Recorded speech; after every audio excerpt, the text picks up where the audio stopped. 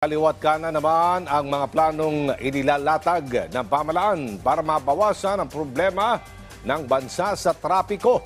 Inikayat din ni Pangulong Marcos Jr. ang lahat na magipagtulungan sa pagpapatupad ng mga solusyon. Iyan ang ulat ni Kenneth Paciente.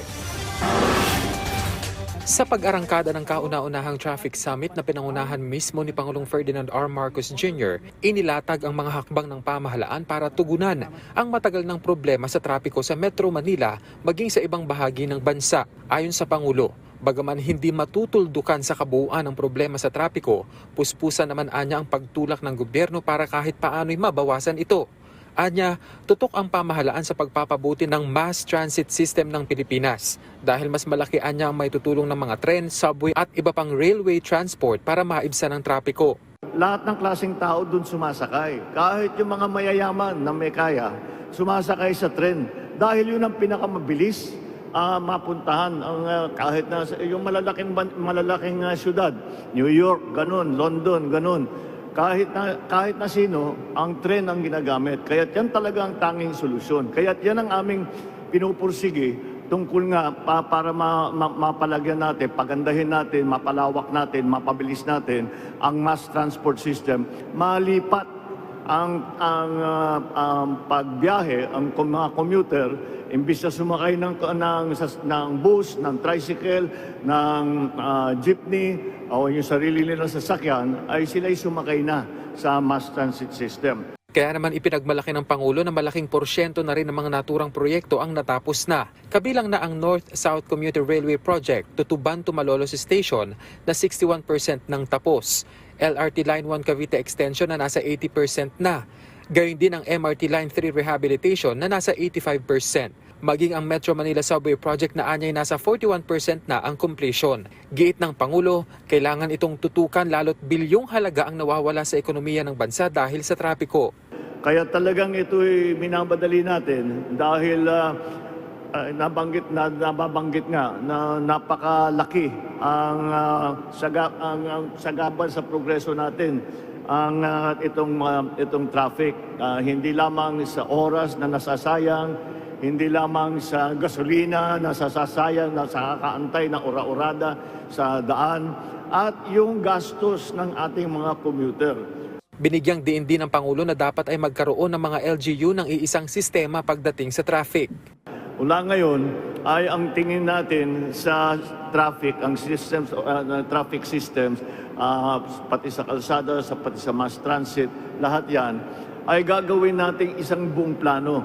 At ang pananaw natin sa problema ng trapiko sa Metro Manila ay isang buong sistema. We have to look at it as an entire system that complements each other, one town, one city to another. So that hindi naman masyadong mahirap na para sa mga traveler, para sa mga commuter, para sa mga TODA, para sa lahat ng mga stakeholder, at hindi pa bago-bago. Kabilang din sa ipinunto ng Pangulo ang paglipanan ng mga kolorum na nagdaragdag pa sa trapiko.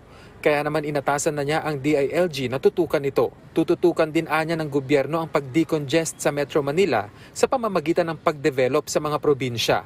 Maraming mga regional offices ng iba't ibang region na nandito pa sa Maynila.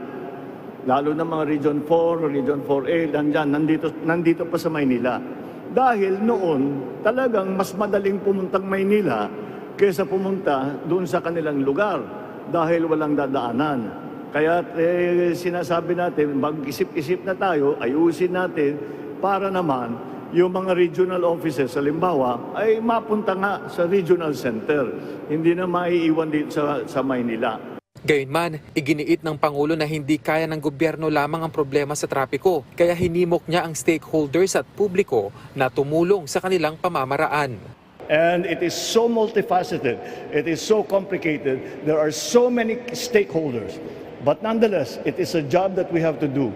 We have to coordinate, we have to listen to all the stakeholders, the LGUs, the operators and drivers, the traffic enforcers, the infrastructure, the economic development, the transport systems. All of these have to come together. Otherwise, hindi talaga mangyayari, mahihirapan pa rin tayo. Kaya kailangan magtulungan tayong lahat para mabigyan naman natin, matugunan natin itong napakalaking problema. At there's no use trying to underplay the importance of the severity of the problem that traffic brings to us. Kaya we have to prioritize this problem. We have to prioritize the solutions to this problem. It is so important for the quality of life of our people. It is so important for the growth of our economy. It is so important for the balanced development of the entire country. Samantala, sinabi naman ng MMDA na sisimulan ng ipatupad ang adjustment ng work hours sa mga opisina ng gobyerno, lalo na tuwing rush hours.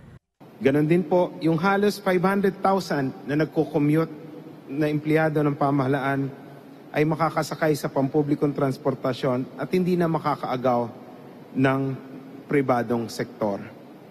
Sisimulan po ng LGUs ng Metro Manila ang 7 to 4 work arrangement or 7 a.m. to 4 p.m.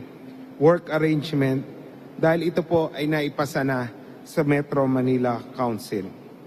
Tiniyak naman ng DPWH, DOTR at NEDA na ipagpapatuloy nito ang kanilang mandato sa pagtulak ng mga proyekto ng pamahalaan, partikular sa mga infrastruktura para makatulong sa problema ng trapiko. Kenneth Pasyente, para sa Pambansang TV, sa Bagong Pilipinas.